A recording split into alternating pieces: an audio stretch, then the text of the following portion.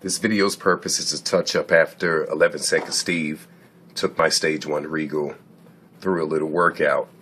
This is the universal time intake strip that I bought from S&S Auto, MSD ignition for the Buick 455.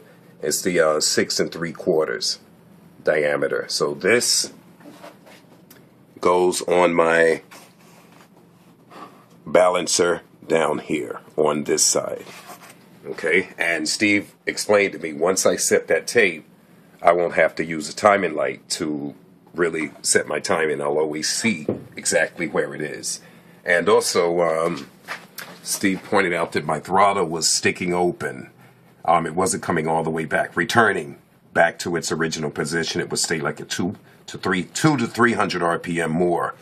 So that was because my dual spring setup, through two mechanics, it turned into a single spring setup, and the spring was totally stretched out. So this is the new setup I have here by Mr. Gasket. This came with it for the return to be mounted, I guess, to the Elderbrock intake or any other intake. But as we can see, this would interfere with what I have already set up. So I plumbed it in thus so. And it's nice and tight. Nice and tight. So that should alleviate that problem of the throttle sticking. And again, this is what I did here with the RTV in reference to the bolt that I broke off into the actual 1973 head. It hasn't leaked, as you guys saw throughout the burnout video of 11 Second Steve. And so far so good with that. I'm going to leave it. I'm going to leave it as long as I can. Tyrone mentioned that he has a machine shop. It's location in Queens. Where they can take care of this correctly for me. He suggested don't let anyone do it but a machine shop, and I do agree.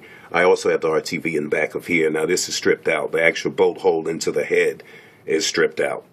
No wonder it took me an hour and a half to remove it initially, because it went, I don't know. And now Giovanni, I'm not blaming anyone, but Giovanni did remove my valve covers to torque down the heads, because when we made an attempt at filling the radiator at Giovanni's, when the motor went in the car prior to starting it, water was leaking out of the actual header openings, but that was because the heads needed to be torqued down. I called Tim at TA and he straightened that out for me right away at that time.